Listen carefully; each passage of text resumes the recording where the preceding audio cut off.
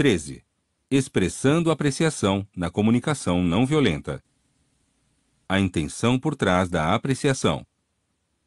Você fez um trabalho muito bom nesse relatório. Você é uma pessoa muito sensível. Foi muito gentil de sua parte me oferecer carona para casa na noite passada.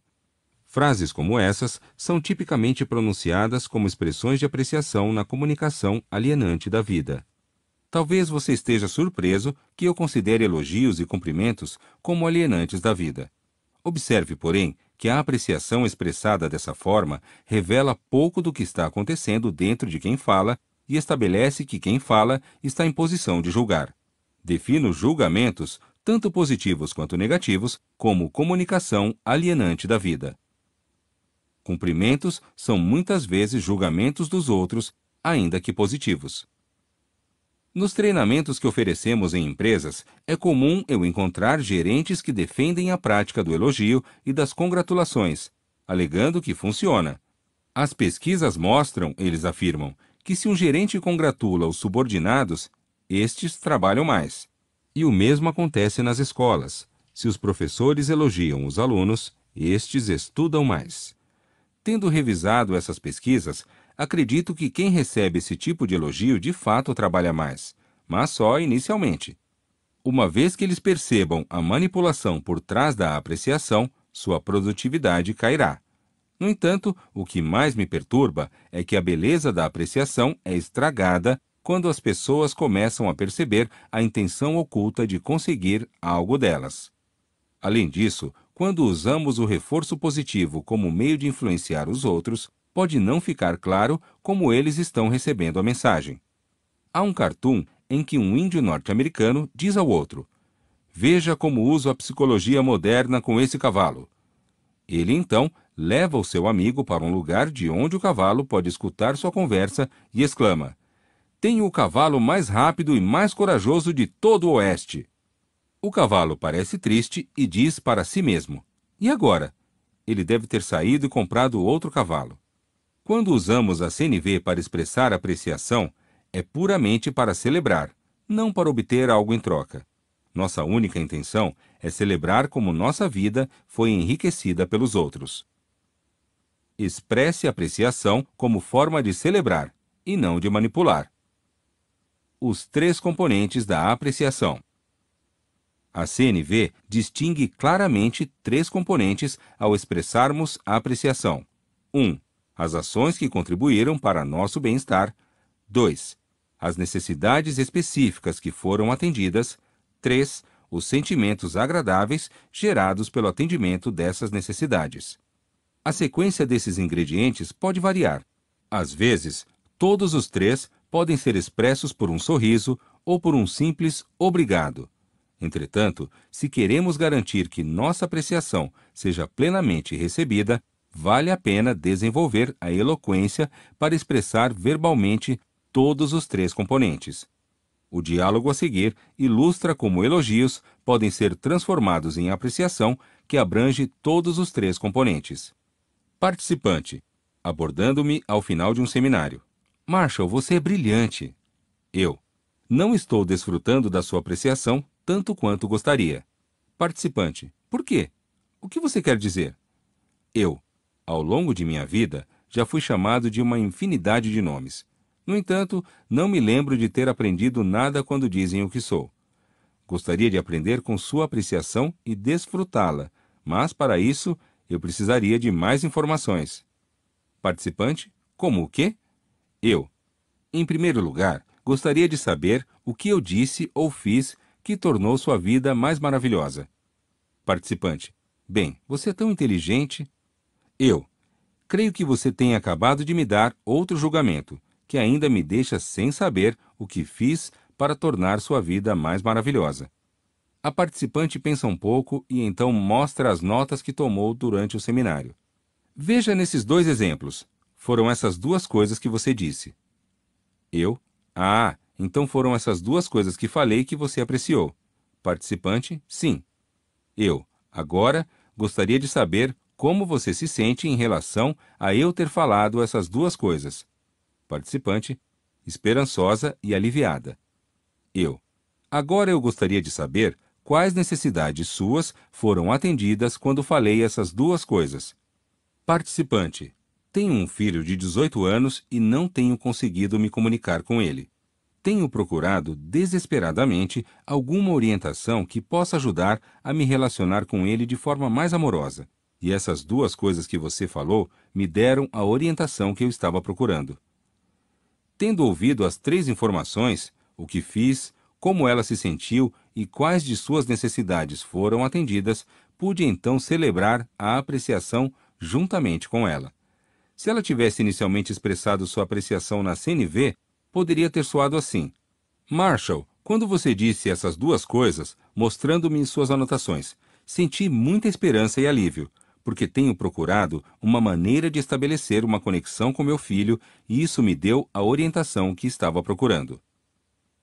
Agradecer na CNV. Isso é o que você fez. Isso é o que sinto. Essa é minha necessidade que foi atendida. Recebendo apreciação. Muitos de nós não recebemos elogios de boa vontade. Tortura-nos pensar se os merecemos. Preocupamo-nos com o que se espera de nós, especialmente se temos professores ou gerentes que usam o elogio como instrumento para incrementar a produtividade. Ou ficamos nervosos por termos de corresponder à apreciação.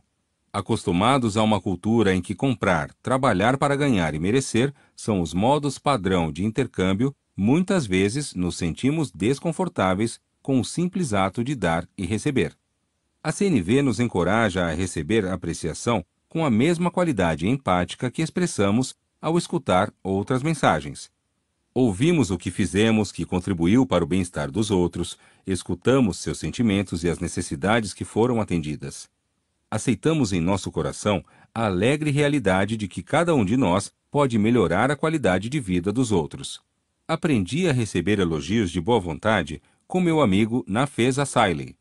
Ele era membro de um grupo de palestinos que eu convidara a ir à Suíça para um treinamento em CNV, numa época em que as precauções de segurança haviam tornado impossível treinar grupos mistos de palestinos e israelenses em qualquer de seus respectivos territórios.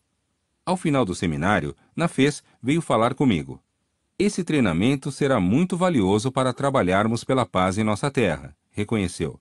Gostaria de agradecer a você da maneira que nós, muçulmanos sufis, fazemos quando desejamos expressar uma especial apreciação de alguma coisa.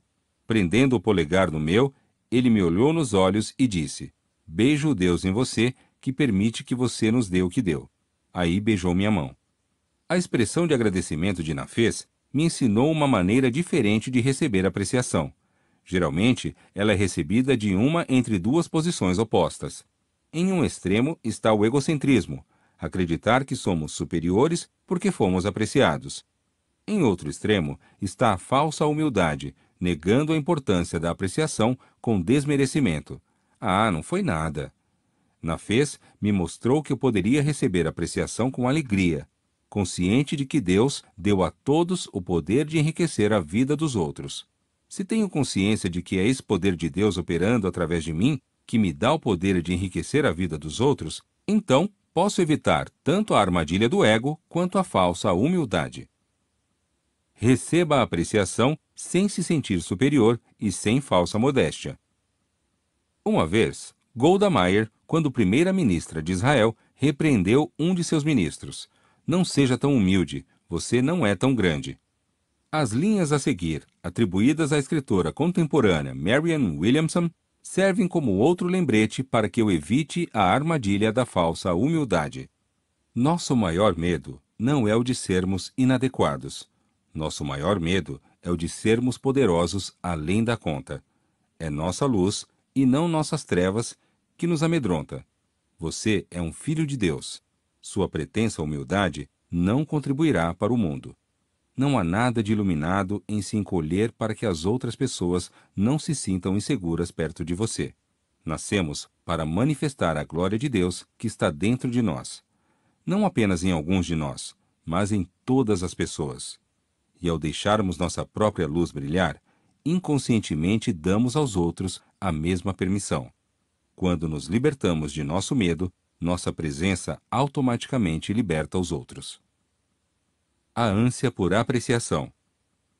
Paradoxalmente, apesar de nosso desconforto em receber elogios, a maioria de nós anseia por ser genuinamente reconhecido e apreciado. Durante uma festa surpresa realizada para mim, um amigo de 12 anos de idade sugeriu um joguinho para ajudar a apresentar os convidados uns aos outros. Deveríamos escrever uma pergunta e colocá-la numa caixa. Depois, as pessoas, uma a uma, deveriam sortear uma pergunta e respondê-la em voz alta. Tendo recentemente trabalhado como consultor para vários departamentos assistenciais e organizações industriais, fiquei impressionado com a frequência com que as pessoas expressavam a falta de apreciação no trabalho. Não importa quanto trabalhe duro, suspiravam. Você nunca ouve uma palavra agradável de ninguém. Mas cometa um único erro e sempre haverá alguém caindo em cima. Então, para aquele jogo, escrevi a pergunta: que tipo de elogio alguém poderia expressar para fazê-lo pular de alegria? Uma mulher tirou essa pergunta de dentro da caixa, leu-a e começou a chorar. Como diretora de um abrigo para mulheres vítimas de violência doméstica, ela devotava uma considerável energia todos os meses para criar uma programação que agradasse o maior número possível de pessoas. No entanto, todas as vezes que a programação era apresentada, alguém sempre reclamava. Ela não conseguia se lembrar de jamais ter recebido apreciação por seus esforços para elaborar uma programação adequada. Tudo isso passara por sua mente enquanto ela lia minha pergunta, e a ânsia por apreciação a levou às lágrimas. Ao ouvir a história daquela mulher, outro amigo meu disse que ele também gostaria de responder a pergunta. Todos os demais, então, pediram sua vez. Várias pessoas choraram ao responder. Embora a ânsia por apreciação, em contraponto a ataques manipulativos, seja particularmente evidente no trabalho, ela também afeta a vida familiar. Certa noite, quando apontei que ele deixara de executar uma tarefa doméstica, meu filho Brett respondeu: Papai, você tem consciência de quantas vezes você diz o que está errado, mas quase nunca diz o que está certo? Sua observação calou fundo em mim.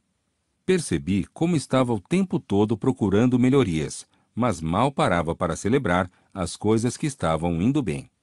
Eu tinha acabado de terminar um seminário com mais de 100 participantes, todos os quais tinham feito uma avaliação muito boa do seminário, com exceção de uma pessoa. Entretanto, o que ficara em minha mente fora a insatisfação daquela única pessoa.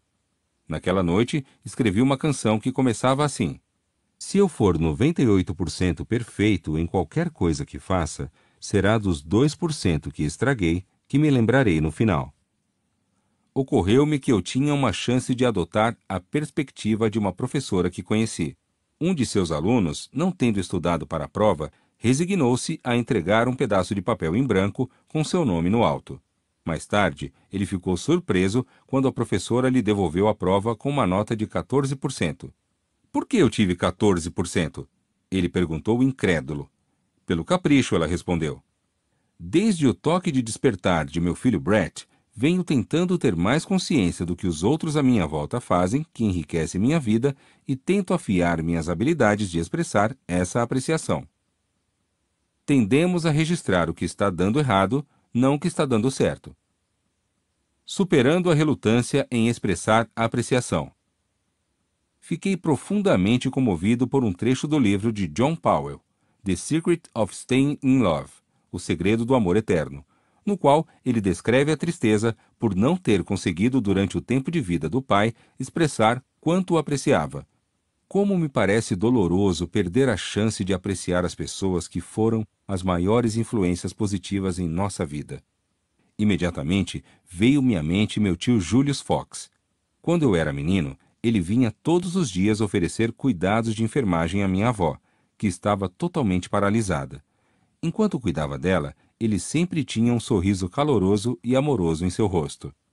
Não importava quanto a tarefa parecesse desagradável a meus olhos de menino, meu tio a tratava como se minha avó estivesse lhe fazendo o maior favor do mundo ao permitir que ele cuidasse dela. Isso me deu um maravilhoso modelo de força masculina, ao qual recorri muitas vezes desde então. Eu me dei conta de que nunca havia expressado apreciação por meu tio, que agora estava doente e prestes a morrer. Pensei em fazer isso, mas pude sentir minha própria resistência. Tenho certeza de que ele já sabe quanto significa para mim. Não preciso dizer isso em voz alta. Além do mais, ele pode ficar constrangido se eu puser isso em palavras. Assim que esses pensamentos entraram em minha cabeça, eu soube que eles não eram verdadeiros. Eu havia presumido inúmeras vezes que os outros sabiam da intensidade de minha apreciação por eles, para mais tarde descobrir que não sabiam. E mesmo quando as pessoas ficavam constrangidas, elas ainda assim queriam ouvir um elogio verbalizado. Ainda hesitante, disse a mim mesmo que palavras não poderiam fazer justiça à profundidade do que eu desejava comunicar. No entanto, rapidamente descartei esse pensamento. Sim, as palavras podem ser veículos muito limitados para transmitir as realidades que sentimos em nosso coração, mas, como aprendi, tudo o que vale a pena fazer também vale a pena ser feito de forma limitada. No fim das contas, logo me vi sentado junto ao tio Július, numa reunião de família, e as palavras simplesmente fluíram de dentro de mim. Ele as aceitou com alegria e sem constrangimento. Transbordando com os sentimentos daquela noite, voltei para casa, escrevi um poema e o mandei para ele. Mais tarde, me disseram que todos os dias até morrer, 3 semanas depois, meu tio pedia que lessem um poema para ele. Resumo. Cumprimentos convencionais frequentemente tomam a forma de julgamentos, ainda que positivos, e às vezes são feitos com a intenção de manipular o comportamento dos outros. A CNV nos encoraja a expressar apreciação somente para celebrar. Colocamos 1. A ação que contribuiu para nosso bem-estar. 2. A necessidade específica que foi atendida. E 3. O sentimento de prazer que foi gerado em consequência disso.